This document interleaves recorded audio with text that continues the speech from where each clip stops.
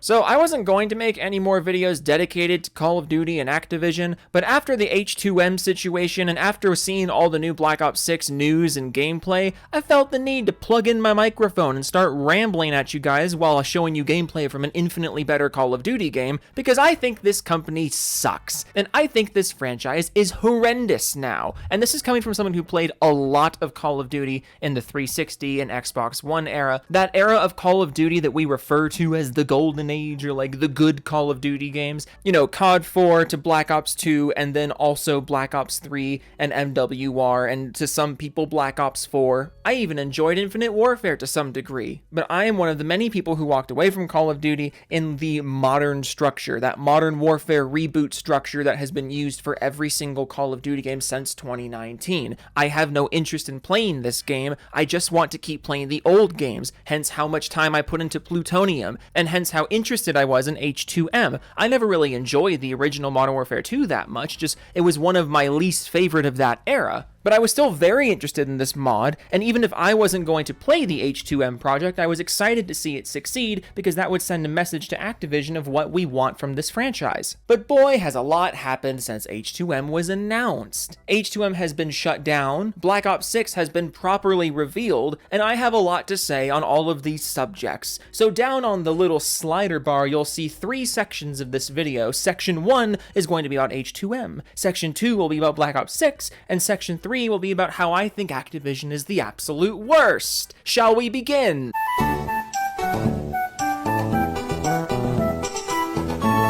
So in case you missed this somehow, I'm very late to the party on this one, so I'll keep it as brief as I can, but H2M was a giant overhaul mod for Modern Warfare Remastered on Steam. Basically, it rebuilt all of the Modern Warfare 2 Classic, the 2009 Modern Warfare 2, it rebuilt all of those maps and guns and ported them into Modern Warfare Remastered as a big overhaul mod, and essentially turned MWR into the cancelled multiplayer of Modern Warfare 2 Remastered. You might not remember this, but a few years ago, Modern Warfare 2 was remastered and released by Activision without the multiplayer. H2M was basically just a fan project that turned Modern Warfare Remastered into that cancelled multiplayer. And the hype for this was insane. Modern Warfare Remastered was one of the top selling games on Steam in the week leading up to the mod's launch. And yes, in order to experience this mod, you had to own a proper copy of Modern Warfare Remastered, meaning Activision was profiting from this. They were profiting the best way they possibly could. They haven't put any money towards Modern Warfare Remastered in like, what, 8 years, 9 years at this point? That game came out in 2016, and when was the last time that game even got an update? Late 2017, early 2018? And now here you are in the Steam top 10, thanks to a mod, and things were only going to snowball more from there. This mod was actively making money for Activision, and costing them no money at all to maintain, and from all of the early playtests and all the people who experienced it, reviews were extremely positive. H2M was the MW2 remastered that we never got. And Activision could have just allowed this to exist and continued profiting off of it, but instead, right before the mod was supposed to launch and after MWR was topping the Steam charts, they sent a cease and desist to the mod team, which halted development on the project. What could have been one of the biggest Call of Duty W's in the last decade was shut down because Activision is the most insecure company on the planet, but more on that later in Section 3, titled Activision is the most insecure company on the planet, in case you want to skip to that section. It's never a great look when a giant publisher comes down on a fan project that was done just for the love of the game, and it's not a good look when Activision has been actively shunning the old school portion of their community for as long as they have before doing this. It's just not a good look. But if they're shutting down fan projects and preservations of classic Call of Duty games, they must be really confident about what's in the pipeline for official new Call of Duty games, right? Which brings us to...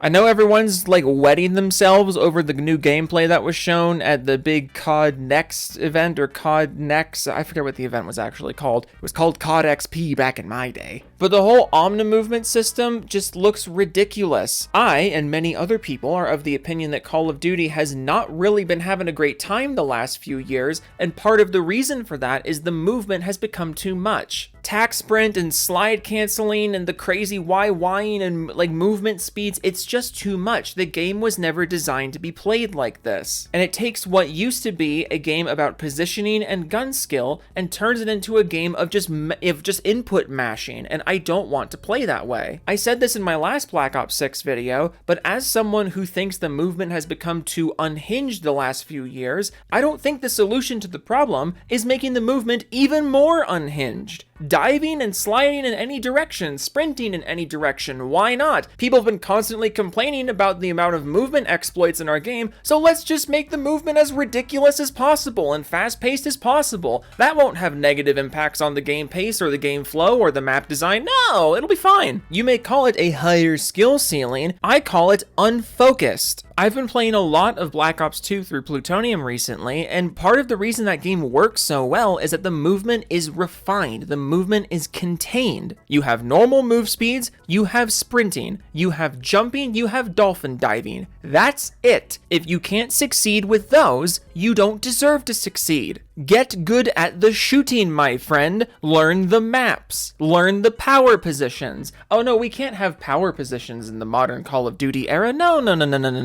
The game needs to be about how many inputs you can mash and how many directions you can move in at once. I'm just not impressed by Black Ops 6 at all, and after the whole H2M shut down, I'm not really inclined to give you the benefit of the doubt that this is going to be the one that changes things, especially since after all the announcements and all the clarifications of like, oh, here's all the content that's coming, here's all the great things about Black Ops 6, no one has said anything about the actual problems that have driven a lot of people away from the game recently, the biggest one being skill-based matchmaking. They haven't said a word about that, so you can guarantee that it's going to be just as bad this year as it has been. And frankly, you can make as good a game as ever, and it doesn't really matter if the matchmaking is terrible. I get that there's a market for people who want games like Black Ops 6. I understand that there's a lot of people who are going to enjoy this kind of gameplay. But to shut down H2M and to not give classic Call of Duty players the thing that they want, all in favor of this game that's going even further away from the core Call of Duty's gameplay structure, it brings me to part 3.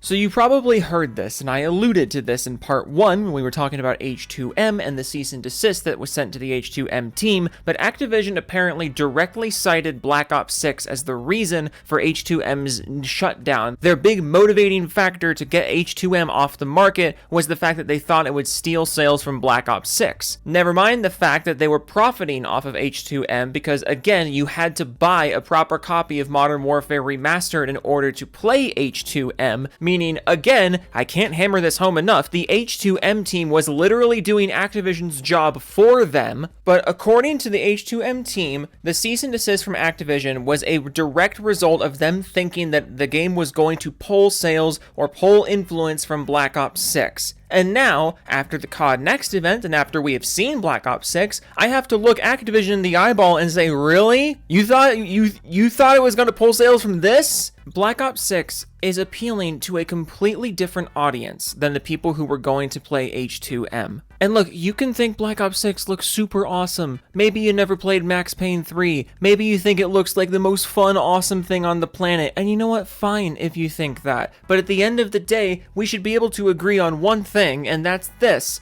Classic Modern Warfare and Black Ops 6 are two incredibly different games. And before the multiplayer was officially revealed, Activision, I guess, could act a bit ambiguous about that fact, but now that we've seen Black Ops 6 in action, I don't know who they were trying to fool. And we're worried that H2M is going to pull sales from Black Ops 6, so do you think it's going to be better than Black Ops 6? Because from my perspective of an old school Call of Duty fan, I absolutely believe that. But also, do you think Black Ops 6 and H2M are appealing to the same kind of player?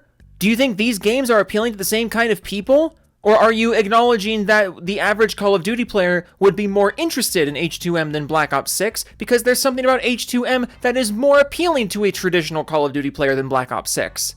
Ooh, there's the rub. It's almost like you're aware of the fact that you are continuing to push away the core Call of Duty audience that made this franchise what it is today. How funny that is. What gets me about Activision, and the reason why the title of this section is Activision is the most insecure company on the planet, is because by them associating H2M with Black Ops 6 and creating this competition between the two of them, because I personally do not believe that these games were going to eat players from one another. They were appealing to two very different kinds of Call of Duty players. In fact, I think these games could have easily benefited from existing alongside each other, because I know many of you are like me in the sense that you have a Call of Duty game that you're not really that interested in playing, but there's a different Call of Duty game that you enjoy. For me, I really enjoyed Plutonium. I really enjoyed the Call of Duty games up until Modern Warfare 2019. I did not like 2019 at all. I didn't really like Cold War when I played the beta. Vanguard really didn't stick with me. That new post Black Ops 4 era of Call of Duty is just not for me. But I got really into COD Plutonium. And because of COD Plutonium, I eventually caved and got Black Ops Cold War when it came to Steam, and I somewhat enjoyed it because it felt more old school. But the point I'm getting at here is that I was playing Plutonium. I was playing Black Ops 2 Plutonium, and my enjoyment of Plutonium eventually pushed me to give Black Ops Cold War another try. Black Ops 2 and Black Ops Cold War are two very different games. Very, very different games. But my enjoyment of one encouraged me to try the other. Do you see how that works? They are two very different games under the same franchise umbrella. The people who were going out to play H2M very likely were not interested in the nonsense you've been selling under the Call of Duty umbrella the last few years. A lot of people who are playing H2M have completely tapped out of Call of Duty over the last few years. But if H2M brought them back to the game, that increases their chance of getting back into Call of Duty from the last few years. And even if they don't get back into Call of Duty over the last few years, you still made money off of them because they had to buy a proper copy of MWR to play H2M. You see how this works? Activision was in a win-win situation. If they allowed H2M to continue, they would appeal to two different kinds of players. One, they would appeal to players who were willing to buy MWR for the mod, but not willing to buy the new Call of Duty games, and they would be profiting off the people who bought MWR for H2M, and then eventually were like, you know what, I'll try Black Ops 6. Or people who were playing Black Ops 6, and they paid for Black Ops 6, and then eventually being like, oh, H2M looks fun, that game has a really good community, I'll go buy MWR to try that. You have these two games that were completely just teed up to cross-pollinate from each other and make you more money, but instead, you shut down H2M because you just cannot handle anyone playing any Call of Duty game other than the ones you told them to. And the reason you told them to play these new ones over the old ones is because the new ones have the new Battle Pass system, have the new item shop, and they're integrated with Warzone. That is what's going on here. Your ideas for the franchise are garbage and no one likes them. That's why these mods keep popping up. That's why Plutonium is still so successful, and you can't handle that. Never mind the fact that you profit off of these old games being modded, these old games being supported by the community. You actively profit off of that, and you still want to shut it down because if you allow people to keep supporting the old games, you are putting a financial value on the fact that your ideas are shit, because there is money coming into Call of Duty that has nothing to do with the actual official Call of Duty business model that no one likes. You could have made a lot of money just leaning into this. The same way that I don't even know how much money Plutonium has made you. I don't even know how much money IW4X has made you, because these are mods that need proper copies of the games in order to run. You could have just leaned into H2M, but you couldn't do that, because then you would have to acknowledge the fact that some people don't want to participate in modern Call of Duty, and they want the old Call of Duty that you are actively not giving them, and that you seemingly at times want to erase from history. Because again, this is the same company that released Modern Warfare 2 Remastered without the multiplayer. Why? What purpose did that serve if not to just try and erase better Call of Duty from history and try to convince you to play the new games? Because what other choice do you have? They hate that you have other choices. That is what this comes down to. Activision doesn't want you to have other choices with Call of Duty. They want you to get on modern Call of Duty or get out of the franchise. And after seeing Black Ops 6 in action, I really don't understand where this confidence is coming from. Because Black Ops 6 looks like the least Call of Duty-esque game that they've put out in a long time. Yeah, the camo progression is there. Yeah, the player progression is there, but the movement looks ridiculous. The movement is completely unhinged. Part of the reason classic Call of Duty played so well is because it was reserved in terms of movement. The mechanics were quite reserved. It was much more about positioning and map knowledge and gun skill than it was just spraying movement and sprinting as fast as you could and spinning in all directions and playing the game like it's Max Payne. I'm not denying that Black Ops 6 could be fun, but it's not what I'm looking for as someone who enjoys classic Call of Duty. And the fact that you're taking legal action to prevent classic Call of Duty from being preserved for modern audiences gets you a big fat bahookie fart in the face from me. In conclusion, Activision is the most insecure company on the planet. Long live H2M, and Black Ops 6 looks stupid and I'm not gonna buy it. Okay, toodles.